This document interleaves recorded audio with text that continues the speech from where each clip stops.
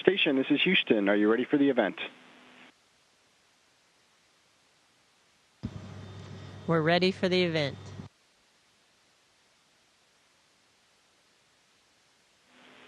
Fox News Edge, this is Mission Control Houston. Please call station for a voice check. Station, this is Allison Conklin with Fox News Edge. Can you hear me? Hey, Allison, we have you loud and clear. Awesome. Hi, guys. How are you? We're doing great. Thanks. We had a great week and looking forward to the weekend. Do you actually have weekends? Like, do you take time off when you're up there? Yeah, we get a little time on the weekends to have free time. Usually on Saturday mornings, we'll do kind of house cleaning up here. And then after that, Saturday afternoon is free and Sunday is generally free as well.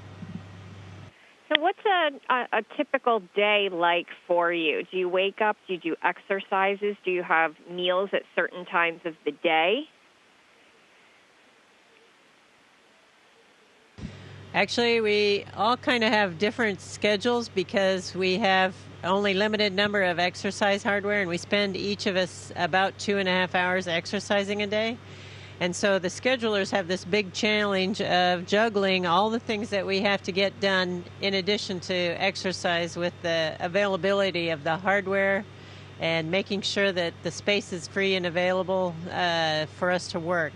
But a typical day can involve maybe a big scientific day where we're doing lots of different scientific experiments. It might be a repair day where we're fixing hardware. In general, we don't typically work together on things because we're each individually working on different experiments or different projects. So the fun part of the day is actually when we get together for the meals and get a chance to spend a little time together and talk about the funny thing that happened to us. That's awesome. So how many people are up there with you guys right now? So we have a crew of 6, which is the normal crew complement up here. There's 2 groups of 3 because of the Russian vehicles that we fly up and down on only hold 3 people. So I came up with 2 Russians, and Peggy came up with a Russian and a French astronaut. Do you guys talk about politics up there? Luckily, no. Yeah, luckily, no. That's a great answer. I wish I was up there with you then. So as I understand it, Peggy, you're going to be breaking a record soon. Talk a little bit about that and just your career. Well, I think the important thing about breaking records is not the fact that I'm the one that's breaking the record. It's the fact that we are still breaking records. Every day in spaceflight, we're breaking a record of a human presence in space. We're over 17 years now. Each day, we're breaking records. And as long as we continue to break records, I think that's really important. So it's great to break a record, but it's even better that the record is broken again, that we are continuing to progress and push the frontier. And Shane, as I understand it, you're wrapping up your time out there. How long is a typical trip? What was yours is about 5 months, as I understand it. And how long are other people up there for? So in general, we're up here about 6 months, and mine will be, I think, 5 months and 3 weeks, the way it ends up. And but in general, we're up here for 6 months at a time. I've been up here, I think, 4 months tomorrow, and Peggy will have been up here about 3 months tomorrow. And I got a couple more to go. So there's kind of a lot of traffic going back and forth. I mean, 3 months, she came up 3 months ago. I mean, how do you get back and forth? I know NASA's program is sharing resources with Russia, right?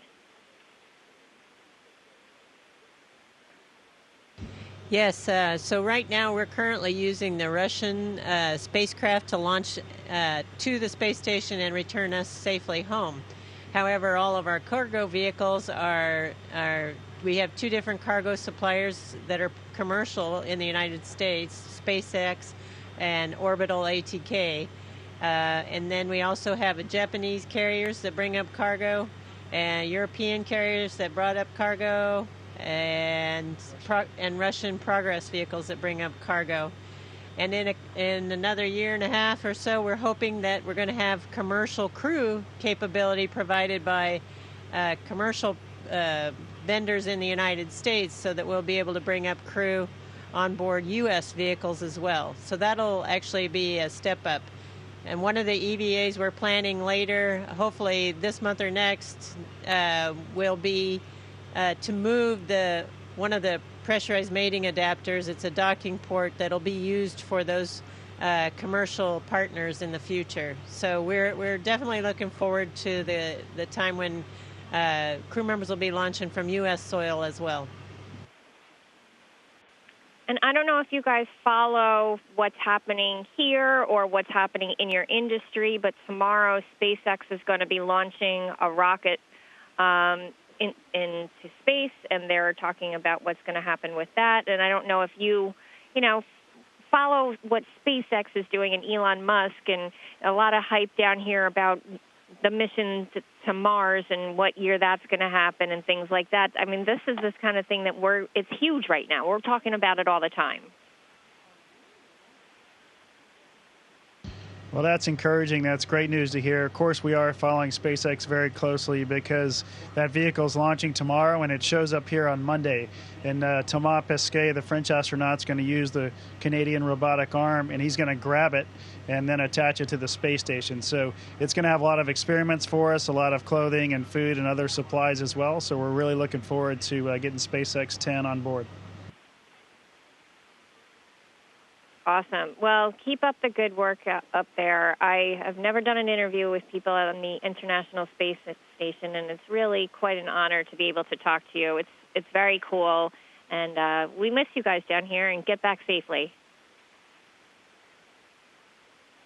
Thanks a lot, Allison. Thank you, guys. Thank you so much for making this happen. We really appreciate it. This has been great. We really enjoyed it. Have a great weekend. I give you guys a 10. Station, this is Houston ACR. Thank you. That concludes the event. Thank you to all participants with Fox News Edge Station. Please stand by while we reconfigure video and audio communications.